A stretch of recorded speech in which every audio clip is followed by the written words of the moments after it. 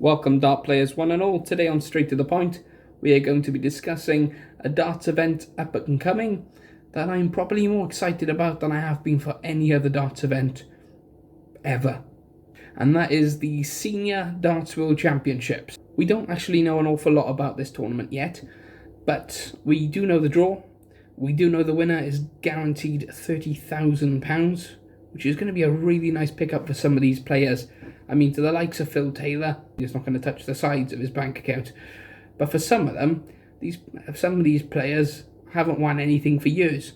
Some of them are now working in supermarkets, like John Bob Walton. As well as some of the women dart players, where the prize money isn't great. It's a great opportunity for Lisa Ashton to pick up £30,000. But the first thing I've got to talk about is this trophy. Oh my word, that is a nice looking trophy. I mean, that is insane. That it's a little bit geeky. If you asked a load of school kids to draw their dream darts trophy, I think at least one or two would have something similar to that. Maybe with an extra couple of rockets coming out of it or something, but definitely a geeky, awesome looking trophy. But without any further ado, it is time for my predictions. There's been a couple of YouTubers that have put up predictions already, but I think they've missed a trick when making these predictions, and that is longevity. As the tournament goes on, the longer the matches become, and I think that's going to be a bigger problem for some players. So this is the draw for the World Seniors Darts Championship. So a bit like the PDC World Championships, we've got seeds that are automatically going in to the second round. So the first match is Dieter Henman against Peter Manley, and the winner will play Phil Taylor. Both an honour and an absolute nightmare. But we've only seen bits of footage of Peter Manley in recent years in exhibitions, and it's very up and down. Dieter Henman has still played competitively, so we've got to go with Dieter Henman to win. That being said, I think Phil Taylor beats her in the following round.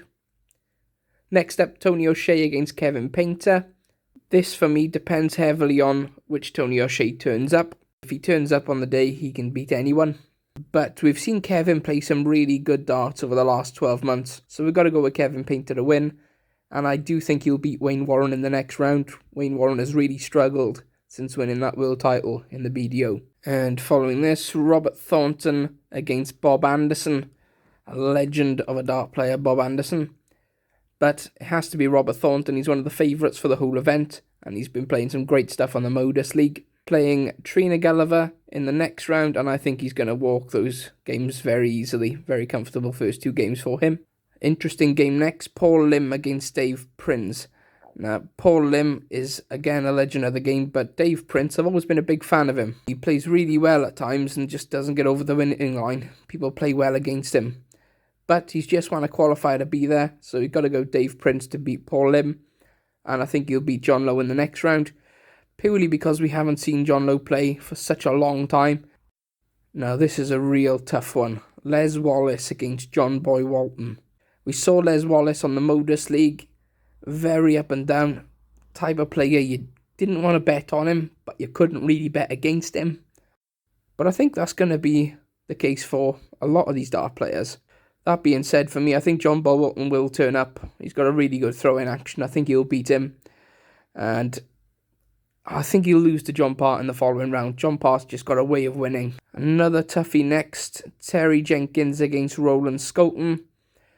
Don't know much about the former Roland Scoton. Haven't seen him since 2012 in the UK Open. But Terry Jenkins has been making a little bit of a return to darts and played well at times. So I'm going to go with Terry Jenkins. But I do think he'll lose to Lisa Ashton in the next round. Next up, Alan Warren a little against Larry Butler. Gotta go with Larry Butler purely because he's been playing competitive darts more recently than Alan has. And I do think Larry Butler will beat Keith Deller in the next round. And the last of the first round games, Daryl Fitton against Richie Hewson. Now, we saw Daryl Fitton playing on the Modus League in the pandemic at home. Very up and down, but still showed he had plenty of ability. But again, Richie has just come through a qualifier, so it shows he's in good form. I think Richie will win it, but I do think Martin Adams beats him in the next round. Taking us to this, so we've got Phil Taylor against Kevin Painter. I think Phil Taylor will win. Robert Thornton against Dave Prince. Got to be Robert Thornton. John Part against Lisa Ashton. I'm going to say Lisa Ashton. And Larry Butler against Martin Adams. Again, I'm going to say Martin Adams. And from here, this is where it gets a bit more interesting. From the semi-final, it goes up to best of 7 sets instead of best of 5. And I think longevity will play a big part in this. So I think Robert Thornton will beat Phil Taylor. I just think that the fact that Phil Taylor hasn't played competitively for so long will make a big difference over that longer format. And the same in the next game. I think Martin Adams is the better player out of him and Lisa Ashton. However, Lisa Ashton is much more match fit. She's just come off the PDC circuit. She's used to playing darts for hours on end. And I think that will have a big impact on the game.